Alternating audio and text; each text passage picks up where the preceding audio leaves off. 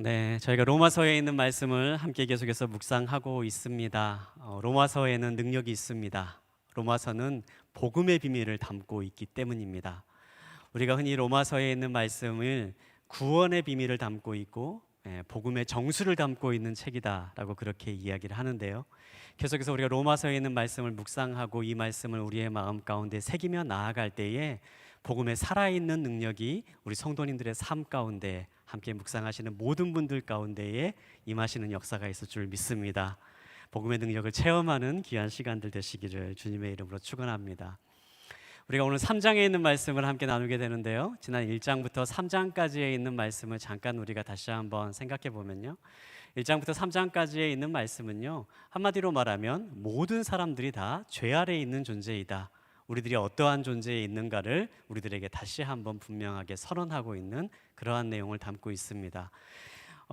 우리가 이제 잠깐 장절에 있는 구분을 보면서 잠깐 한번 살펴보길 원하는데요. 먼저 1장 18절부터 32절까지에 있는 말씀을 보면 가장 먼저는 이방인의 죄에 대해서 이야기를 합니다. 그리고 2장 1절부터 16절까지를 말하면 도덕론자들은 어떠한 죄를 저지었는가. 그리고 2장 17절부터 3장 8절까지에 있는 말씀을 보면 유대인들의 죄를 고발합니다. 이방인들의 죄는 한마디로 말하면 뻔뻔함입니다. 그들이 죄를 짓고 있음에도 불구하고 자기가 죄를 짓지 않고 있는 것처럼 그렇게 우상을 숭배하고 그냥 아무렇지도 않게 살아가고 있는 그러한 뻔뻔함을 사도 바울은 이야기하고 있습니다. 그럼 도덕론자들의 죄는 무엇입니까? 그들이 위선을 행하고 이중적인 삶을 살아가고 있는 것이지요. 선을 행하는 모습처럼 보일 수도 있습니다. 하지만 그 사람의 내면에는 끊임없는 악행이 드러나고 있고 또 악한 의도가 있고 나는 선한 존재다라고 하는 그러한 이상한 잘못된 삶을 살아가고 있는 것을 사도 바울은 이야기합니다. 또 유대인의 죄는 무엇이었습니까? 유대인의 죄는요, 바로 교만이었죠.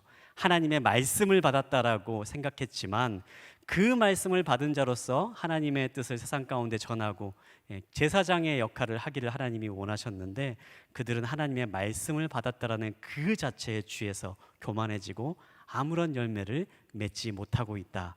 사도 바울은 그렇게 이야기하고 있습니다. 오늘 우리가 함께 본 3장 9절부터에 있는 말씀은요, 바로 이러한 내용들의 마지막 결론부에 해당하고 있습니다. 3장 9절에 있는 말씀 우리 한 번 더 함께 읽어보도록 하겠습니다. 그러면 무슨 말을 해야 하겠습니까? 우리가 더 낫습니까? 결코 그렇지 않습니다. 유대 사람이나 그리스 사람이나 다 죄 아래에 있다고 우리가 이미 선언했습니다. 네, 사도 바울이 이렇게 얘기하고 있어요. 그러면 무슨 말을 해야겠습니까? 이방인의 죄를 이야기하고 도덕론자들, 선하다고 말하는 도덕론자들의 이야기를 말을 하고 유대인의 죄를 이야기한 이후에 사도 바울이 이렇게 얘기하고 있죠. 그러면 우리는 무슨 말을 해야겠습니까? 우리는 더 나은 존재입니까? 이 이야기를 듣고 있는 로마 교회 성도들, 여러분들은 더 나은 존재입니까? 이 이야기를 듣고 있는 인천오늘교회 성도 여러분, 여러분들은 더 나은 존재입니까? 사도 바울은 이렇게 묻고 있습니다. 그리고 말하고 있지요. 결코 그렇지 않습니다. 이방인의 죄를 고발하고 선하다고 말하는 도덕론자들의 죄를 이야기하고 유대인의 죄를 이야기하면서 우리들도 결코 더 나은 존재가 아니라 똑같은 죄인입니다. 사도 바울 이렇게 결론적으로 이야기하고 있는 것입니다. 9절에 있는 말씀 다시 한번 띄워주시겠어요? 왜 그런가? 9절에 있는 말씀 보면 이렇게 나와 있죠. 유대 사람이나 그리스 사람이나 우리들이나 모두가 다 죄 아래에 있는 존재이기 때문입니다. 그래서 죄 아래에 있다라는 게 단순하게 우리가 죄를 짓는다, 죄를 행한다 이런 말을 뜻하는 말이 아니에요. 죄 아래에 있다라고 하는 말은요, 죄에 종속되어 있음을 이야기합니다. 우리가 죄의 노예 상태로 있고 우리가 매 순간순간 죄악된 생각을 행할 수밖에 없고 죄의 영향력 아래에 있는 존재이기 때문에 우리들 역시도 이 로마의 성도들 역시 인천오늘교회 있는 모든 성도들 역시 우리는 다 똑같은 죄악된 죄인의 존재 모습입니다. 죄인입니다. 그렇게 이야기하고 있는 거죠. 사랑하는 성도 여러분, 우리가요 항상 우리가 누구인지를 잊으며 살아가면 안 됩니다. 성경은 우리가 누구인지를 분명하게 얘기하고 있어요. 우리는 부패하여서 더 이상 어떻게 할 수 없는 완전히 파손된 존재와도 같은 그러한 죄인입니다. 성경에 말하는 인간은요, 바로 여기에요. 우리는 구제불능인 존재이다. 우리의 힘으로는 도저히 아무것도 할 수 없는 존재이다.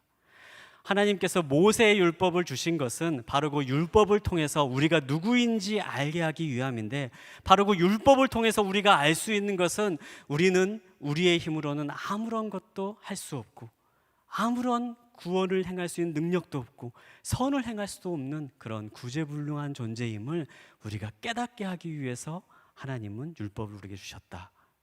성경은 이렇게 얘기합니다. 사랑하는 여러분, 우리의 구원이 바로 여기에서부터 시작이 돼요. 우리가 죄인이기 때문에 우리가 아무런 것도 할 수 없는 그러한 완전히 부패한 존재이기 때문에 성경은 구원자가 필요하다 이렇게 말하고 있습니다.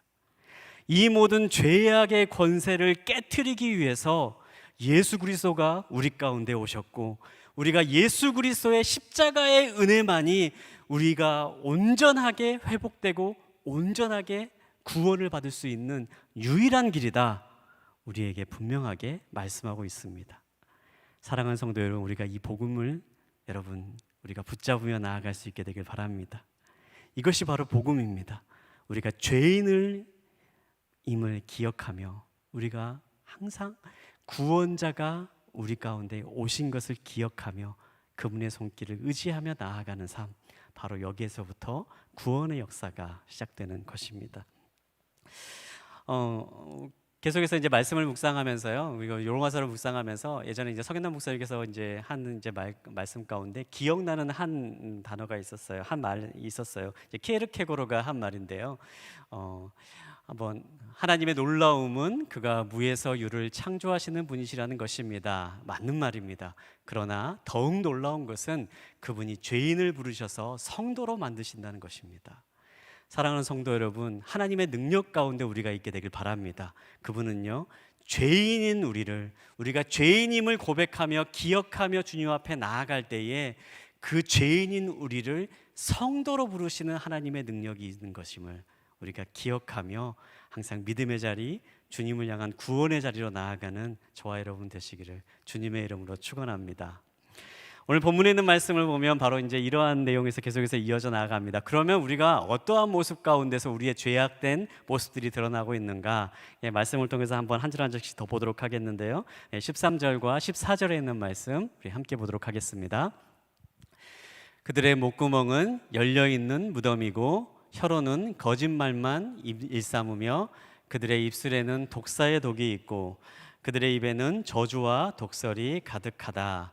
네, 사도 바울이 우리의 죄악된 모습, 우리가 죄인인 우리 가운데 어떠한 삶의 모습, 죄인의 흔적이 나타나고 있는가, 13절과 14절에서 이야기하고 있는데, 가장 첫 번째로 이야기하는 것은요, 우리들이 말하는 것을 보면 안다라는 거예요.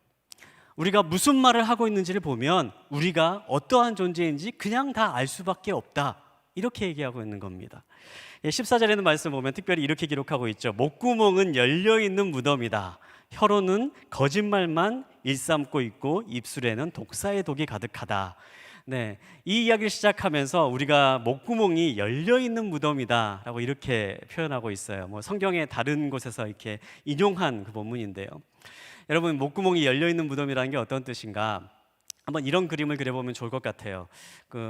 우리나라의 매장 문화와 이스라엘의 매장 문화는 달랐습니다. 우리나라는 이렇게 땅이 그래도 이제 사람 장례를 할 때 이제 땅에 이제 묻고 매장할 수 있는 이제 그러한 이제 환경과 상황들이 잘 충분히 되어 있는 상황들이죠. 그런데 이제 이스라엘은 비가 많이 오지 않는 지역이에요. 그리고 이제 땅 가운데서도 많이 잘게 부서지는 모래가 많고 안반들이 많고 이러다 보니까 사람이 죽게 되면 땅을 파서 이렇게 매장할 수는 없었습니다. 그래서 이제 흔히 사용하는 방법이 이제 큰 이제 벽에 굴을 뚫어 가지고 거기에 이제 시신을 안치하면서 매장을 했죠. 시신을 안치한 이후에 그대로 두면 안 되기 때문에 그 시신을 보호하기 위해서 이제 무덤 앞에 굴을 판 무덤 앞에 큰 돌을 옮겨다 놓고, 또 그리고 이제 성경을 보면 회를 발랐다라고 기록되어 있는데 그 회를 발라서 무덤의 틈들을 다 막았습니다. 이제 그렇게 해서 이제 막으면서 시신을 또 보존하기도 하고, 또 한편으로는 이제 그 아주 시신이 부패하면서 나는 그런 냄새들이 나오는 것을 막았던 그런 역할을 했죠. 근데 이제 본문에 있는 말씀을 보면요, 우리들의 죄악된 그 말의 형태를 보면서요, 열려 있는 무덤과 같다 이렇게 얘기하고 있어요. 그 말은 무엇입니까? 무덤의 앞에 가로막혀 있는 돌이 없는 상태인 거예요.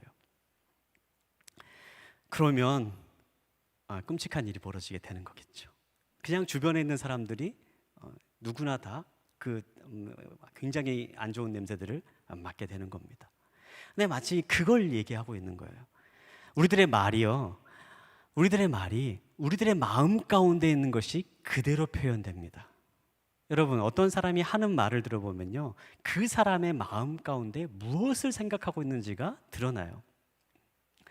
그래서 이제 저희 뭐 순모임 하다 보면, 순모임하고 순나눔 하다 보면 이제 어떤 분들은 그래요. 함께 나누십시오라고 얘기하면요, 어떤 분은 나눌 때마다 항상 하는 얘기가 주식 얘기밖에 안 해요. 그러면 마음 가운데 주식이 있는 거예요. 어떤 분들은 얘기하라 그러면 부동산 얘기밖에 안 하고, 어떤 분은 자녀 학원이 어디가 좋다더라 막 이런 얘기밖에 하지 않는 그런 분들이 있어요. 그럼 그 마음 가운데 그게 들어 있는 거예요. 그런데 우리들이 하는 말들을 잘 살펴보면요, 우리들이 하는 말들이 그렇게 좋은 말들을 더 많이 하지 않는 거예요. 한번 돌이켜 봅시다. 오늘 본문에 있는 말씀처럼 우리의 입술이 과연 거짓말만 일삼고 입술에는 독사의 독이 있다라고 표현하는 이 말씀처럼 우리들이 항상 일상적으로 행하는 말들이 과연 얼마나 아름답고 선한 말들을 하고 있는가? 우리들이 다른 사람들에게 하는 말이 얼마나 주님이 향한 사랑의 마음이 담겨있는 축복의 말들을 하고 있는가? 이 편안한 사이가 되면은 우리가 더 비아냥거리고, 또 때로는 편하다는 이유만으로 상처 주는 말을 너무나도 쉽게 하는 것이 우리들의 모습이 아닙니까? 그런데 바로 그게 우리들의 마음 가운데 담겨 있는 본성이라는 거죠. 사랑하는 성도 여러분, 사람이 변하면요, 은혜를 받으면요, 가장 먼저 변하는 게 말이에요. 우리의 마음 가운데 예수 그리스도가 임하시고 주님의 은혜로 충만하면 가장 먼저 변하는 게 우리의 입술이고 우리의 말입니다. 이 말을 뒤집어서 말하면요, 우리의 마음 가운데 죄성이 가장 먼저 드러나는 게 뭐냐면요, 우리의 말이에요. 가장 가까이에 있는 사람에게 끊임없이 상처 주는 말을 내뱉고, 가장 가까이 있는 사람에게 내가 의도하지 않았는데도 계속해서 부지불식간에 그 사람을 상처를 드러내고 그 사람을 이렇게 어렵게 만드는 그러한 일들을 하는 것, 여러분, 그것이 바로 죄성입니다. 우리가 죄인임을 드러내는 겁니다. 사랑하는 성도 여러분, 우리들의 입술 가운데 파수꾼이 있게 되기를 주님의 이름으로 축원합니다. 우리들의 마음 가운데 예수 그리스도의 마음이 있어서 그 사랑의 마음이 우리들의 입술 가운데 담겨지고 표현되는 그러한 은혜가 우리 모두 가운데 있게 되길 바랍니다. 여러분, 우리의 말을 지키십시오. 말을 돌아보십시오. 그럴 때 우리가 정말 하나님의 마음으로 축복하는 말들을 계속할 수 있게 되길 바랍니다. 오늘 본문에 있는 말씀을 보면요, 이제 그런 말에 대한 이야기를 사도 바울이 이야기합니다. 우리들의 입술을 보아라. 너희들이 부지불식간에 하는 이야기들을 보아라. 너희들이 지금 무엇을 생각하고 있고 너희들의 마음 가운데 어떤 것이 있는지를 알 수가 있다. 이렇게 이야기를 합니다. 그리고 그 다음에 계속해서 말씀을 이어가고 있습니다. 15절부터 17절까지 있는 말씀 우리 함께 보겠습니다. 그들의 발은 피 흘리는데 민첩하며 그들의 길에는 파멸과 참담함이 있어 그들은 평강의 길을 알지 못했다. 네, 이렇게 말로만 표현하는 죄악들인데요. 그런데요, 이렇게 죄에는요, 참 굉장히 놀라운 특성이 있습니다. 죄는요, 끊임없이 더 커져간다라는 거예요. 우리가 이제 죄에 대해서 이야기할 때에 이제 흔히 쓰는 표현 가운데 하나가 눈비탈을 내려가는 눈덩이와 같은 게 죄와 같다 이렇게 얘기합니다. 처음에는 아주 작은 덩어리가 눈비탈을 내려가는데 나중 되면은 이만한 큰 눈덩어리로 이게 불어나게 되는 거죠. 죄의 특성이 바로 그래요. 처음에는 아주 작은 걸로부터 시작되는데 그 죄가 계속해서 흘러가면 점점 커져가는 것이 죄악의 특징입니다. 근데 이제 본문에 있는 말씀도 바로 그걸 얘기하고 있어요. 처음에는 우리의 입술로 시작되는 죄예요. 처음에는 우리의 입술을 통하여서 다른 사람들을 상처 입히고 다른 사람들에 대한 어떤 비방과 다른 사람들의 안 좋은 말을 하는데요. 그게 이어져 나아가는 거죠. 그들의 발은 피 흘리는데 민첩해지고 그들의 길에는 파멸과 참담함이 있게 된다. 이제는 행동으로 나타나기 시작합니다. 다른 사람을 상처 입히는 일, 정말 우리의 행동을 통해서 다른 사람을 파멸하고 참담하게 만드는 일에 우리가 정말 민첩하게 행동하게 된다. 그렇게 이야기하는 거죠.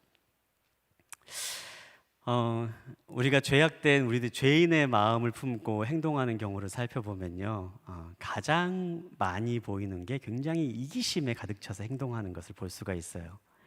나의 욕심과 내가 원하는 것, 내가 탐욕하는 것을 얻기 위해서 수단과 방법을 가리지 않기 시작을 하는 거죠. 그래서 때로는 다른 사람을 해치고 상처를 주더라도 내가 원하는 것을 이뤄내고 말겠다. 그러한 마음으로 죄성이 발전해 가는 것을 보곤 합니다. 그런데 이제 그걸 얘기하고 있는 거예요. 그렇게 하게 되면 어떻게 되는가? 그 사람이 서 있는 곳에는 피 흘림이 있을 수밖에 없고 그 사람이 있는 곳에는 파멸과 참담함만이 있을 수밖에 없다. 그런데 17절에 있는 말씀을 보면요, 그 다음 단계가 나와요.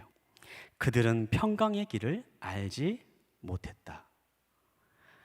여러분, 죄악된 본성으로 인하여서 우리들이 끊임없이 나의 만족과 나의 이익과 나의 유익을 추구하기 위해서 다른 사람을 이렇게 무너뜨리고 다른 사람들을 해치면서까지도 내가 만족을 얻고자 하는데요, 그 길의 끝은 무엇입니까? 평강의 길이 없는 거예요. 평강의 길이 없는 거예요.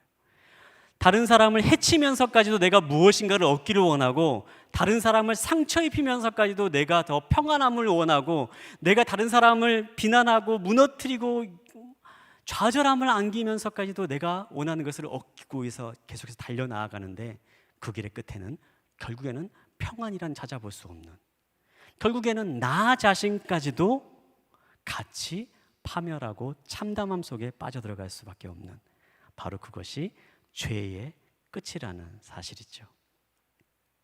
이게 죄의 무서움입니다.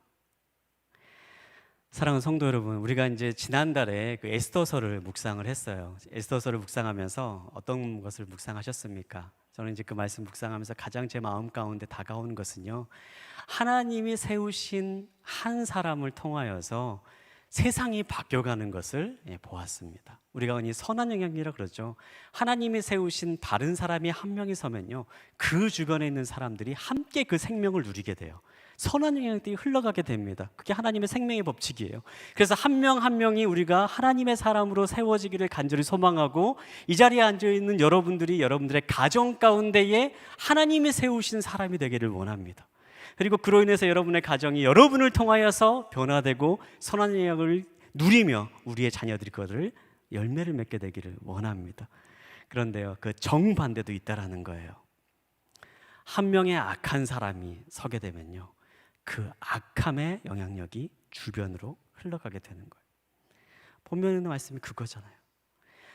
죄인의 길을 계속해서 걸어나가는 사람이 주변을 파멸시키고 주변에 참담함을 주고 결국에는 자기 자신과 주변 모두를 다 같이 무너뜨리게 되는 그러한 무서운 죄의 결과를 이야기하고 있습니다. 사랑하는 성도 여러분, 제가 예전에 결혼할 때 저희 이제 가까운 이제 목사님께 인사드리러 저희 아내랑 같이 갔었는데요, 그 목사님이 저한테 이제 그런 말씀 하시더라고요. 같이 살다 보면 그 배우자의 외모는 남편이 책임져야 된다, 이제 그런 얘기를 저한테 하시는 거예요. 저 이제 그 말이 처음에는 무슨 말인가 했는데요, 이 말씀이더라고요. 너무 감사한 건 이 자리에 저희 아내가 없는 게 참 너무 감사한 일이긴 하지만 배우자의 외모는 바로 곁에 있는 사람이 어떠한 사람인가가 배우자의 외모로 드러난다라고 얘기를 합니다. 가까운 사람이 어떠한 사람인가는 결국엔요, 나의 모습을 보여주는 거울과도 같은 거예요. 사랑하는 성도 여러분, 우리가 모두가 다 선한 영향을 미칠 수 있는 사람이 되게 되기를 주님의 이름으로 축원합니다. 죄인의 길은요, 죄악의 길을 계속해서 걸어 나아가는 것은요, 결국에는 본인뿐만 아니라 곁에 있는 사람까지도 함께 참담함과 비참함으로 나아가게 된다라는 것, 우리가 다시 한번 기억하게 되길 바랍니다. 여러분 이 말씀 묵상하면서 한번 적용해 보면 좋을 것 같아요. 혹시 여러분 주변에 자꾸만 안 좋은 일이 일어나는 것 같다. 여러분 주변에 있는 사람들이 자꾸만 너무 힘들어만 하는 것 같다. 그런 생각이 드시면요. 한번 조심스럽지만 여러분 스스로 한번 돌아보십시오. 여러분 스스로 한번 돌아보십시오. 내가 선한 영향을 미치고 있는가? 내가 과연 하나님 앞에 이곳에서 하나님께서 나를 통하여서 선한 영향을 흘려보내기를 원하시는 것은 아닌가? 한번 우리 스스로를 돌이켜 볼 수 있게 되길 바랍니다. 그리고 우리가 하나님 앞에서 선한 영향으로 다시 한번 세워져 나아가는 저와 여러분 되시길 바랍니다.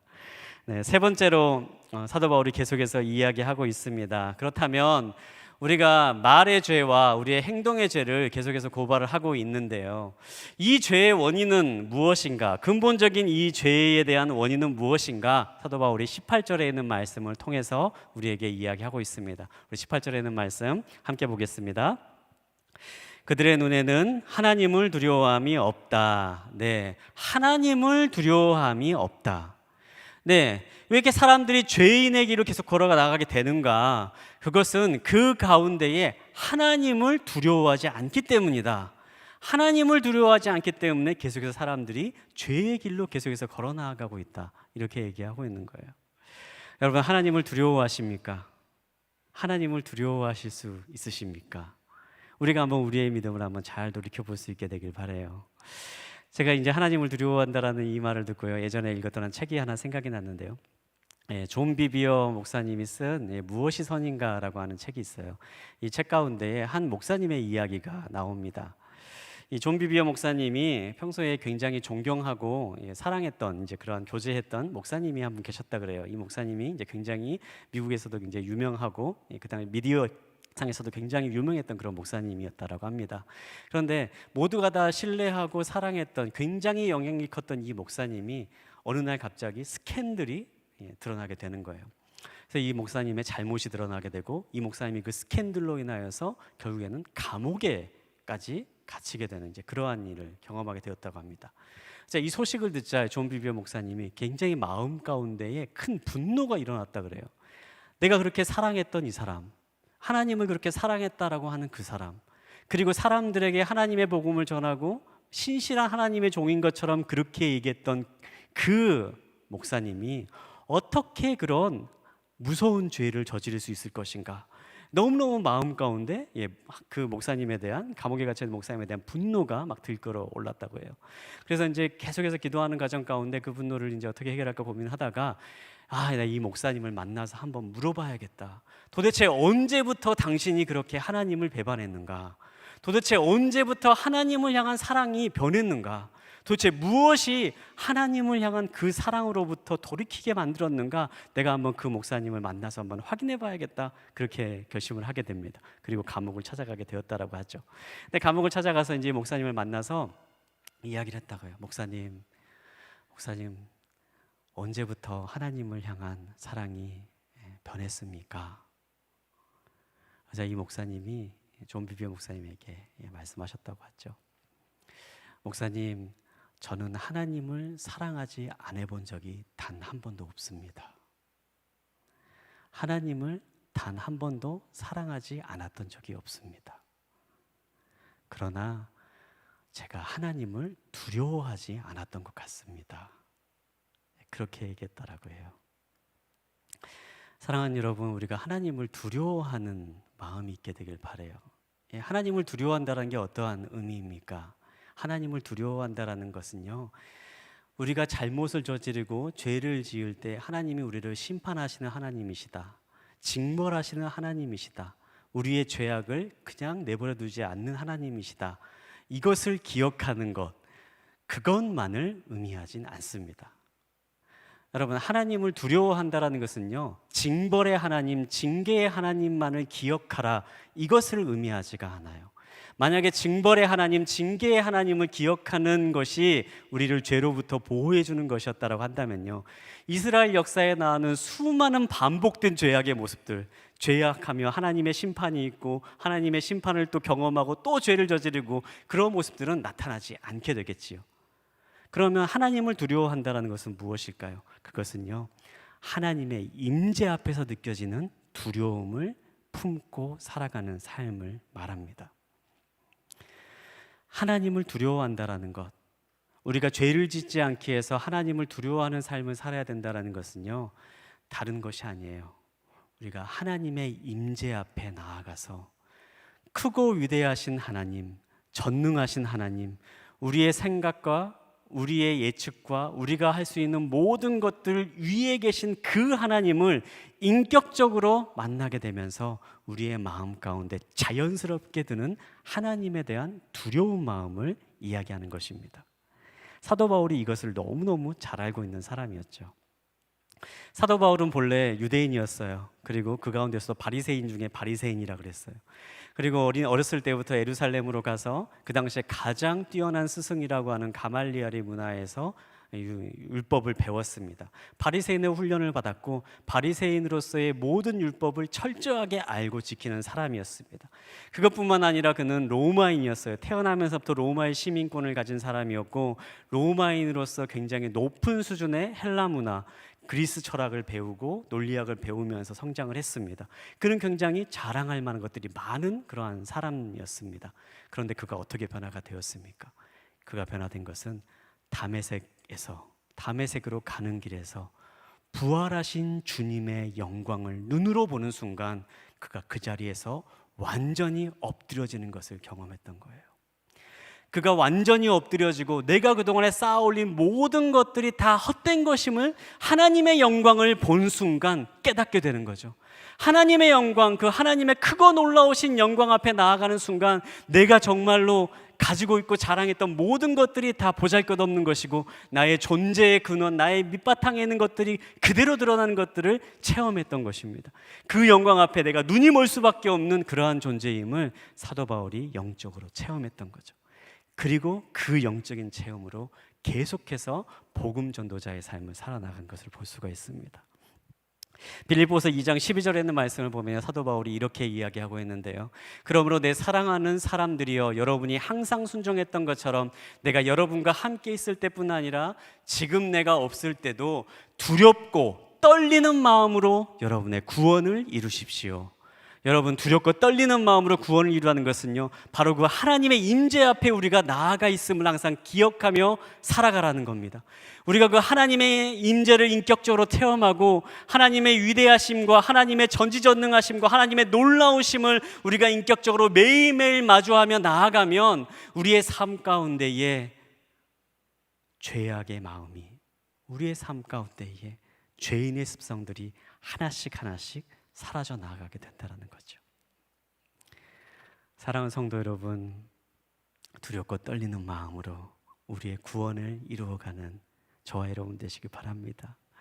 하나님을 두려워하실 줄 아는 그 마음, 하나님을 사랑한다라고 하면서 두렵지 않다라고 하는 것은요, 거짓된 경건이에요. 하나님을 사랑하고 하나님과 인격적인 관계를 맺게 되면요, 우리가 그 하나님의 위대하심 앞에서 나의 죄성을 발견하게 되고 하나님의 그 영광스러운 모습 앞에서 나의 미천함을 깨닫게 되고 내 마음 가운데 자연스럽게 두려워하는 마음, 사랑하면서 두려워하는 마음, 경외하는 마음이 나의 마음 가운데 생기게 되는 겁니다. 그리고 그것이 바로 참된 경건의 길인 거죠. 하나님을 두려워하면요, 하나님 이 세상에 있는 모든 것들에 대한 작은 두려움들을 우리의 삶에서 사라지게 하시는 줄 믿습니다. 정말 크고 위대하신 하나님을 두려워하는 인생은요, 이 세상 가운데 세상에 주는 많은 작은 헛된 두려움들을 모두가 다 물리칠 수 있는 능력이 되는 줄 믿습니다. 오늘 우리가 김은수 집사님 기도하는 것처럼 시편 23편 4절에 보면 그러한 말씀이 나와요. 내가 사망의 음침한 골짜기를 다닐지라도 해를 두려워하지 않는 것은 주께서 나와 함께 하심이라. 주의 지팡이야 막대기가 나를 보호하십니다. 그렇게 고백하는 고백, 그것이 바로 하나님께서 약속하신 하나님을 두려워하는 사람에게 주시는 하나님의 축복인 줄 믿습니다. 우리가 하나님을 함께 하기 때문에, 그 하나님의 임재 앞에서 두려움이 있기 때문에 사망의 음침한 골짜기 그곳을 다닐지라도 내가 아무런 두려움이 없습니다. 그렇게 고백할 수 있게 되는 거죠. 사랑하는 성도 여러분, 우리가 함께 주님과 함께 동행하는 삶을 살기를 주님의 이름으로 축원합니다. 하나님을 참된 경건의 모습으로 두려워할 수 있는 마음이 우리 가운데 있게 되길 바랍니다. 그러할 때에 십자가가 우리가 다시 볼 수 있게 되는 눈이 열리게 될 줄 믿습니다. 예수 그리스도의 십자가의 은혜를 우리가 다시 볼 수 있는 믿음의 새로운 지경이 열리게 될 줄 믿습니다. 십자가가 진정한 우리의 은혜이고 십자가가 진정한 우리의 감사이고 그 길만이 우리의 삶 가운데 유일한 소망임을 발견하게 되는 그러한 더 깊은 믿음의 지경으로 나아갈 수 있게 될 줄 믿습니다. 그러한 믿음의 자리로 한 걸음 한 걸음 나아가는 우리 인천원누리교회 성도님 되시기를 주님의 이름으로 축원합니다. 시간 우리 함께 기도하겠습니다. 이 시간에 우리가 함께 기도할 때에 하나님, 우리가 하나님 앞에 참된 경건의 모습으로 서게 되길 원합니다. 하나님의 말씀을 앞에 섰을 때에 우리의 죄인된 모습, 우리의 죄악된 모습이 드러나는 것을 우리가 경험하게 하여 주옵소서. 그냥 입으로만 구원받았다 말하는 그런 말로만 하는 신앙인이 아니라 하나님의 임재 앞에 있고 하나님의 영광을 우리가 목도하며 우리의 삶을 스스로 돌이켜볼 수 있는 그러한 살아있는 믿음을 경험할 수 있는 우리 모두가 되기를 원합니다. 하나님 함께하여 주시옵소서. 오늘의 말씀 우리가 기억하면서 하나님, 우리가 매 순간순간 하나님을 두려워하는 믿음의 삶을 나아가며 하나님의 임재 앞에 나아가는 우리 모두가 될 수 있도록 주님 인도해 주시길 원합니다. 함께하여 주시옵소서. 그래서 주님이 주시는 참된 영광을 맛보는 우리 성도님 될 수 있게 해주시고 구원의 기쁨 가운데 온전히 거할 수 있는 우리 모두가 될 수 있도록 주님 은혜를 베풀어 주시옵소서. 역사하실 주님을 기대하오며 살아계신 예수님의 이름으로 기도합니다. 아멘.